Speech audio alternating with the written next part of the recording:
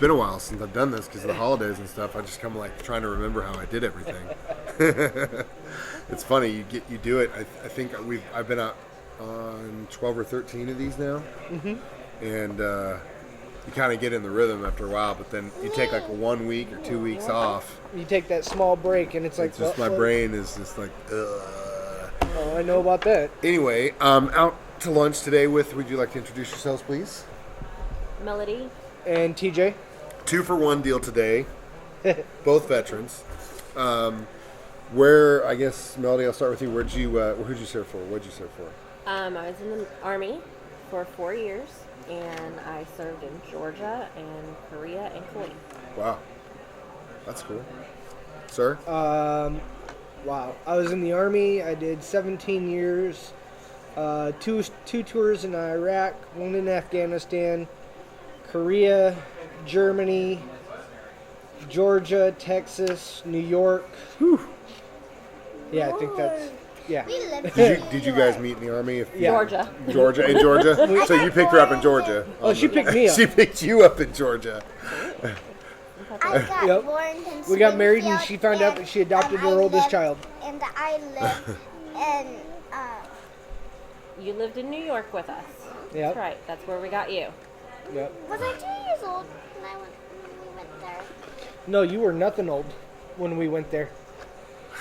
Yeah, we picked you guys up in New York. We didn't pick you up. We made you. Too much information. Play-Doh in the oven.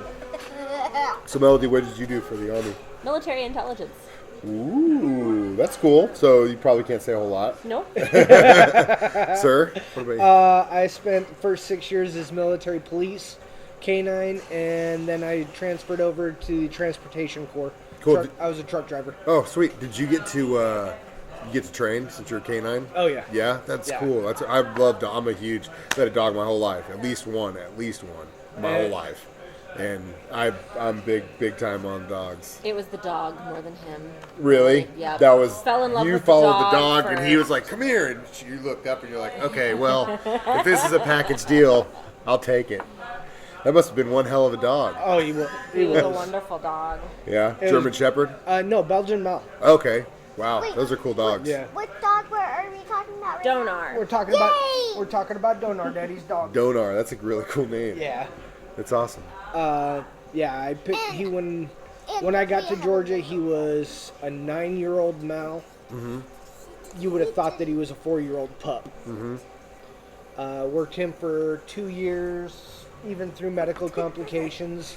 We had to medicate him so that he didn't tear stitches and everything. All he wanted to do was work Yeah, And play. and play. and really hyperactive. Yeah. And don't let the two of us get together because he would get in between us. He would guard her and growl at me, and he was my dog. So He's it's pretty true. awesome So dog. it is true. It He's is a true. pretty awesome dog. Yeah. Oh wow, that's cool. Those are all, man, they're such cool animals. Like I've always said it about dogs and cats. Dogs are your best friends. Cats are roommates. You know what I mean? Like that proves High it. maintenance Time roommates. Yeah, time and time again. Like dogs win every single time. Every time. If the owners are cool, the dogs are gonna be cool. You know what I mean? And there's plenty of bad owners out there, but it's just the way it goes. So that's really cool. So what I mean, with the K9 stuff, would you guys? What kind of stuff would you do as an MP with K9? I worked narcotics interdiction. Okay. I had a narc dog. Yeah. So, random vehicle searches. If one of the other patrols, one of the other officers thought they smelt or saw Something. They yeah, call you in. they'd call us in, and my dog would verify whether or not there was something there. If my dog responded and everything like that, then we'd call in the level above us, and they'd come out and search, and whatever they found, they would test.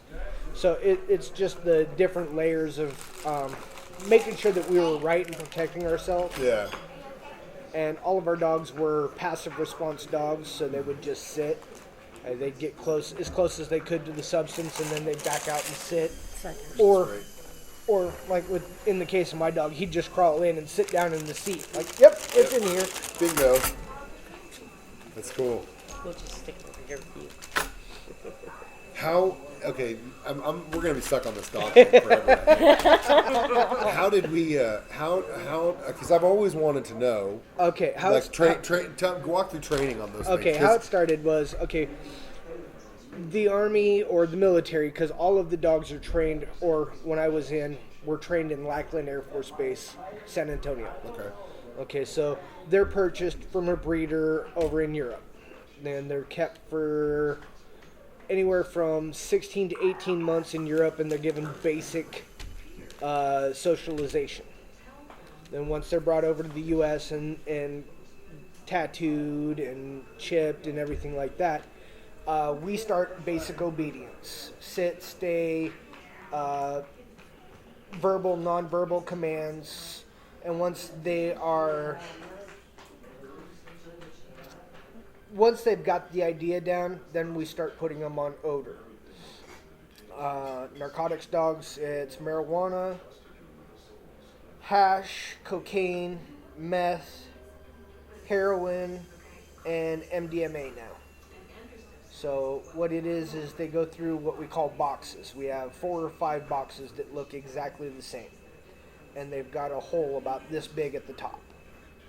And with the first iteration, you put whatever substance it is in the corner of the first box. And then you walk the dog by and you present the hole with your hand open, palm up, and you tell them seek. And that's their word for this is work for odor. Yeah. So you put the motion together with a certain word, a key word, and it triggers their mind that this is what we're doing. Yeah. Okay, so you get them to the first dog and you say seek. They put their nose in, and when you see that they breathe real quick, so it doesn't have to take long. They put their nose in, you tell them sit. And what it does is it reinforces that I've smelt this, I'm going to sit. Yeah. And you walk them away, you give them their toy, praise them up real good, and then you come back to it. And you tell them seek. And then you tell them sit. So you reinforce it until 5, 6, 10 times later, you walk by and you present, and their nose gets in, they get the order, and they just sit down automatically. Like, I know what I'm supposed to do. Yeah. Okay, now give me my treat. Yeah. Okay, after you've done that with the first box, you move the substance to the second box. And you walk back up to the first box and you present, nothing happens. You present to the second box. They should be on odor, they recognize it, and they sit. And what that does is... That's really cool, man. And a dog's senses are so finite that the way it was explained to us is you walk out of the house, apartment, whatever the case is, and you smell that charbroiled goodness from Burger King. Yeah. You know that's the smell of a Whopper. Yeah. Right. Well, when a dog smells that, they smell the beef. They smell the flour, the yeast, the cheese. Every ingredient is separate in their mind. So they can identify just one ingredient and go for it. So if we were to bring a dog in here, everything's done in a counterclockwise pattern because I'm right-handed. So I'd bring the dog in, I'd let the dog go, and the dog would walk around for a little bit, getting its own. All right, now let's get to work. And I'd go over to the corner there, and I'd present down at the bottom of the cabinet, and then I'd present at the top of the cabinet, and I'd work what's called an inverted V. Bottom, top, bottom, and then start all over. Yeah. Well, once I'm on pattern, if the dog breaks pattern and goes somewhere else, it's because he's on odor. Whether it's he's trying to beat you to it right, because he already knows where it is right, without you having to take him there. So and that's what the initial walk around is. If I come in and I stand right there by the pool table and I let my dog off, there's nobody else in here for their safety and my dog's. Yeah. But if I let my dog go and there's anything in here, just the downdraft, the fans, and everything like that, he'll catch odor and go to it. Yeah. So most of the times in a place like this, I wouldn't have to present at all. Yeah, he just goes. I just give him 2 minutes to walk around, do his own thing. Okay, he didn't respond on anything. I've still got to present. Okay, so I go through and I present everything. I walk around the building. No response. Good. We're clear here. Let's go. Yeah. But if he shows a change of behavior, tail stops wagging, he goes back to a certain place a couple of times, there's some interest, then I'm going to concentrate on those areas. Gotcha. That makes sense. So, do you guys have dogs now? Yeah, we do. We have a little lap dog. We have a Shih Tzu. Okay. When I got out of the Army in 2003, and I moved here. She was in Korea. She got out of the Army. She came back here, and within one thing or another, we'd gotten a Rottweiler pup and conversations, and I just wasn't happy. Yeah. So I talked to her one night, and I says, well, I'm thinking about doing National Guards or Reserve. And she's like, you don't do anything halfway. If you're going to do it, just do it. So I went back to the recruiters and joined the Army again. Yeah. And that's how I became a truck driver, because they wouldn't let me go back into law enforcement for some reason. Politics, numbers, military, whatever. So I go back through AIT here at Fort Leonard Wood, and we get orders for Germany. Great and wonderful, except we've got a 6-month-old, 85-pound Rottweiler. Yes, completely different situation. Yeah. It's Well, just, we found a good home for him Yeah. and the Belgian Mal that we had at the time. yeah. Yeah. And then when we got there, he went to the field within a couple days of me getting there. Wow. So Yeah, 60-day field I was like, progress. this isn't going to be okay. I need something else with a heartbeat in the Oh, apartment. yeah. But it was a teeny tiny Carter. apartment. Yeah. So I'm like, it's not fair to a big dog. So we have a little lap dog, and That was it? she's almost 11 years old now. Oh, wow. That's cool. Purebred Shih Tzu from Germany. How long would it take you a day? How long would you work with a dog a day? How long before it's like diminishing returns? Like, for example, when you do something and you're beating your head and you're beating your head and you're beating your head, eventually the returns diminish, right? So, but- like, does it not work like that, or could you just go for 12 hours? No, Oh, yeah. no. Dogs are like children without thumbs. Yeah. And children are dogs with thumbs. Yeah. Where you have to feed them, take care of them, bathe them, the Do whole other nine. stuff, they get bored, all that. Right. Well, if a dog has first things first, you got to make sure the dog has the prey drive. When it's a puppy, about year and a half, start throwing balls wrapped up. Find out if it has a prey drive. Does it have the hunting instinct to chase after something? Yeah. If so, then you can work on training it. But just like any other animal or person, when it gets to the point where they're just tired and done, put it up for the day. Yeah. Or switch gears. Yeah. All of our dogs, like I said, with the basic obedience, we had an OB course, an obedience course that was hurdles, tunnels, stairs, just stuff to get them used to everyday situations that they might have to work with. I'm in the barracks or in the billets doing a search. They're going to have to go upstairs. So that's part of our OB. We send them up the stairs. They get to the top. We send them back down the stairs. It's just a Gotcha. pyramid setup. Gotcha. So if you're working on detection and they're just getting worn out, Bye, guys. you have a good day, Thank sir. you, and have a good one now. You too. Bye-bye. Bye. We'd take a non-work reward and we'd go into the OB and just play. Yeah.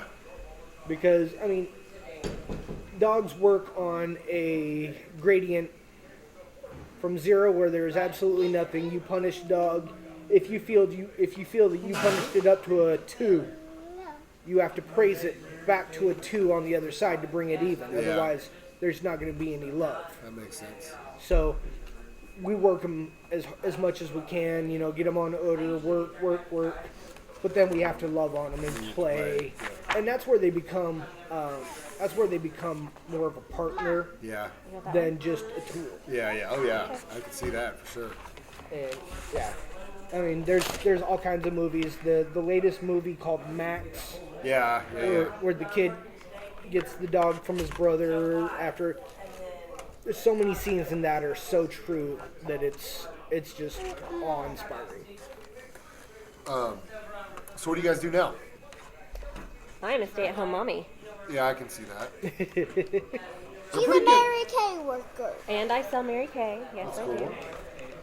And I'm a student. student. Where do you go? Been going to MSU. Oh, cool. Sweet. What I'm are you gonna do?